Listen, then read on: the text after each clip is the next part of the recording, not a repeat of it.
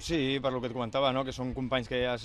conviscut molt de temps amb ells, vam fer la Copa Federació d'on vam fer molts quilòmetres, llavors crees una amistat, no? Un vincul molt fort i bueno, ara al camp doncs, serem rivals, però un cop acabi el partit, doncs, com sempre, amics. Sí, bueno, és un partit més de Lliga, però no deixa de ser contra el meu exequip, companys que són allà, que vulguis que no, tenim un pic aquí entre els dos, entre els companys i els que estem aquí al Badalona, i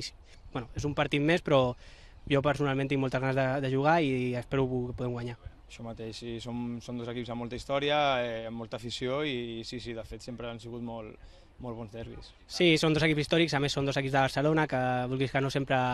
intenten ser el millor equip després de, bueno, va ser Espanyol que estan a primera de la ciutat, i bueno, és un partit bonic, suposo que hi haurà molt ambient i serà un bon partit, espero. Bueno, va començar en un camp molt complicat, els va anar una mica malament, amb un 3-0 en contra,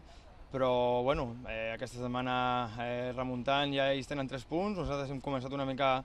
bueno, empatant 2 partits i tenen un punt més, no? Llavors és un partit amb un punt d'inflexió on hem de sumar la victòria. Bueno, jo crec que estem fent un bon ciments a l'equip, començar la casa per sota i bueno, ara que aconseguim tenir una bona solidesa defensiva hem de fer una mica més de treball ofensiu, però jo crec que l'important és no encaixar gols i a partir d'aquí sempre tens oportunitats i fent gols aconseguiríem tenir victòries i anirem cap a dalt. Sí, bé, un dels aspectes després d'aquests 2 partits no aconseguir marcar, doncs lògicament és fer-ne gols per poder guanyar el partit. El que passa que, bueno, evidentment, això és com tota la vida, hi ha la part positiva i negativa, i anem a mirar la negativa, és que no marcar gols, però també anem a mirar la positiva, que és no rebre, i això garanteix la no pèrdua del partit. Evidentment, l'equip és ambiciós, l'equip vol aconseguir victòries, cada partit juga per guanyar el partit, i bé, tenim jugadors més que capacitats tècnica, per velocitat, per moviments, per moltíssimes coses, amb capacitat de fer gols, que en faran molts i molts aquesta temporada, no tenim cap mena de dubte, però bé, aquests 2 partits no ha estat així, el partit de l'Espanyol i del Prat van ser totalment diferents, però bé, ara toca el Sant Andreu i anirem amb la intenció de guanyar i per tant de marcar gols. Sí, la veritat que sí, lògicament aquí al Badalona